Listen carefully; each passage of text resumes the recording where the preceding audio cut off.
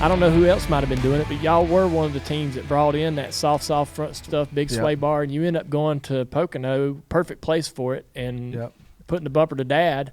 Nobody did that. Right. That's probably your marquee win, would you say? Oh, for sure. One the people remember. Even today, we still see images on Twitter of Dad going by you, flipping the bird or whatever he was doing. Right. We still wonder what that was. Yeah, still not. It's just really grainy. I can't quite make it out. But and that day there, man, was like, first of all, he and I run like fourth and fifth all day, and you know as well as I do how he would do you. Like when you come up through the sport back then, in the late '90s and all this stuff, even a little about mid '90s for me. When I said Earnhardt approved earlier, I meant that because him and Dave Marcus, a couple of them guys would always mess with you, just try and mess with you. And if you stood your ground with them, and you didn't lose it when he got by you, or you didn't, nothing happened, then you were accepted. I felt like, he was like the leader. You know what I mean? Yeah. So that day there, we're running fourth and fifth all day long, and it's funny because I'd get him loose. We're playing around basically, because we had fourth, fifth place car, and of course Rusty was dominating. He was running up front, and he running really good. And we're sitting back there fourth, fifth. And he get me loose, I get him loose, and we'd ride for a while and just doing that, making laps. Then the caution came out, and we were good about taking 2 tires all the time. Like I was never afraid because my pit crew wasn't as good as Rusty's, and he'd always put 4 on no matter what. So the caution comes out, and he's like, "What are you gonna do, man? What are you gonna do?" on my radio, And I said, "I don't know. What are you gonna do?" I already kind of knew what we were gonna do because we pitted, kind of early, and then the caution came out at the end. And I was like, he said, "Man, put on 4, go forward, put on 4, whatever you got to do," because he was scared to death to do too. Who? Rusty. Y'all could talk to each other. Yeah, we talked to each other. Yeah. Okay. Yeah. So we're talking to each other on the back stretch, and he's like, "What are you gonna do?" So we're talking back and forth, and I said, he's trying to convince me to put on 4. Yeah. And because he knew if I did that, he'd come out in front of me. So I come down pit road, and I didn't have to say nothing on the radio. I already knew what was gonna happen. Pulled in the pits, boom, we put rights on, and boom, we took back off. I'm going down pit road, and it's real quiet, man. I don't see nobody else pulling out, just us. And I keep going, man. Just one more. All of a sudden, your dad goes right in front of us like this. I thought, well, it couldn't have been a better one, So now he and I are first and second with 2 tires, both of us, There's a few cars in between us, then it got to Ricky Rudd and Jarrett and them guys that put on 4. Yep. And Rusty's about 14th with 4 on, And jeez. Yeah, he was pissed because he thought everybody's gonna put on 4, So me and your dad take off, and I knew as soon as we took off, I'm like, if I tried to pass him anytime in between, because we already been doing this all day, just playing, So if I pass him any other time, he's going to get me loose. I got to time this just right, And I wanted to get away from Ricky and them guys. They were coming, and get away from everybody behind us. So me and him just sitting there riding, just 1 and 2. It's been a great day, Everything's going good. Now we're just going to finish second, It comes down right down to the end, and I would shift more than everybody else did if I wanted to. I had the option I could shift. I forgot what ratio they had. Like I downshifted into 1, and I could shift again at the tunnel turn if I wanted to. And that was pretty much early before anybody started doing that too, So I left it, shifted normal. And I knew I had that option, and I tried it a couple times. So we go down to 1 and 2, and I'm about a couple cars behind him down the back stretch. We get ready to go on the tunnel turn. I already knew what I was going to do. I was going to, downshift and make a run at it, and that was it, But driving up behind him and getting him loose wasn't going to happen.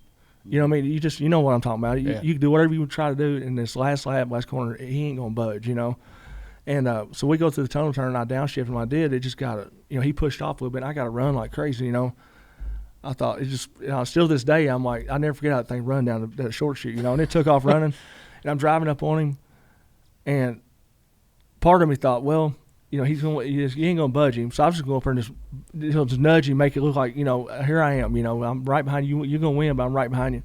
And as I started getting closer to him, I seen his car, it rolled over looking like you saw it was all rolled over like this, and I seen the left rear coming up, so I just stayed right on him. My stuff sitting there bouncing, and I just kept driving closer to him. When I did, I seen the back end step out. So I just, and he would have done the same thing. It didn't take much. No, so he was already loose. Right, he was already loose. So I stayed right there, and he just goes, boom, like that. And that's just like a God sent thing, man. I'm telling you, I was like, I couldn't believe what just happened from my eyes. Then we take off and win the race. And then as soon as I crossed start finish line, I thought, man, what in the hell am I going to say about this? I knew it was coming after that. I knew this is going to be bad right here. So I come back around, and he's doing the flip me off and setting the other, and he's right beside me. I knew he was pissed, Here's how dumb I was, but this is the way I was back then. I'm not this way now, I promise you. But so I go down the front stretch, and all the fans, it's all Earnhardt fans everywhere. Well, I go down the end of the front stretch, I turn around. I'm just going to drive back in front of y'all because they all throwing beer cans and stuff. When I turned around and went and drove back in front of them again, I mean, the whole front straightaway was covered with bottles and beer bottles. And I thought, man, what am I going to say, you know? And Peter Suspenzo said, just tell him that you just want to rattle his cage a little bit. That's what he told Earnhardt. I mean, told Labonte, you know. Yeah. Perfect, you know. So I get out, you know, I just want to rattle his cage a little bit, all cocky and everything, you know. Fans were throwing stuff, booed, everything else. And I had to sneak our way out of there. I had to ride in the back of a rental car and just, you know, hucker down the back of it like 2 hours after the race just to make it out of there, you know. And the whole time I'm thinking, man, I do not want to go. I forgot where we had to go the next week. I don't want to show up there, you know. I didn't know if I should call him right, you know, because you know how he is, you know. But what was so cool about it was for him to want everything he's done and done everything he's done in his career.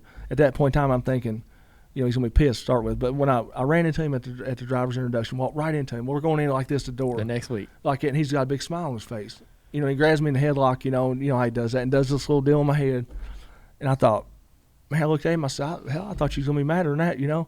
He said, I wasn't mad at you, man. He said, that's part of it, you know, just so cool about it. And he goes, but he said, one thing that pissed me off. He said, all the you said after the race, what pissed me off. I guess, you know, then he, you know, just, you know, punched around on me and we walked on in. But the thing was cool about that was Dale Earnhardt. You know what I mean? And I told him that day too. I said, look, it's Dale Earnhardt. You know, somebody I looked up to as when I was a kid racing, you know, and I said, my hero, and it's the last lap of the last corner, and we're racing for the lead, you know. I know he knows what that feels like somewhere down the line. Yeah. I said, but I drove up behind him, and I go, when I got behind him, he lost it. He said something like that. He said, I didn't lose shit. I didn't, you hit me, that's that, the other, you know. But, you know, that was just a moment for me, you know. But what I realized after that was that he was so humble about it and so cool about it. You know, he was the intimidator on the racetrack, but yet that showed me right there he had a huge heart, you know. And he'd worked me up through all those years, you know, got me loose and about spun me and this, that, and the other. Mm-hmm.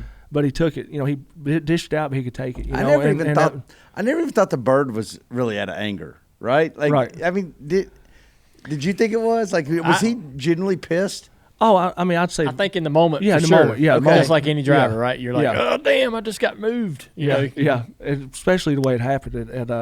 Yeah, I think he was definitely pissed off at me. But the following week, man, he was just, I wasn't expecting that. Yeah. You know, for him to be so cool about it and done everything he's done in his career, and to look at me and say that, you know, and just smile, and as a true champion, I thought, you know what I mean, to be able to take it and dish it out and take it too, you know.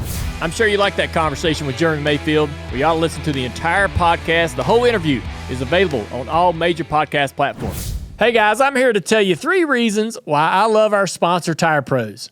Number 1, Tire Pros loves cars as much as I do. Number 2, they have great service. Number 3, they're committed to getting you back out on the road. Plus, they've got this really cool logo. Dale, that's 4 reasons. And they have over 600 locations, 24/7 roadside assistance, a great selection, and a best-in-class tire warranty. Tire Pros, love the drive.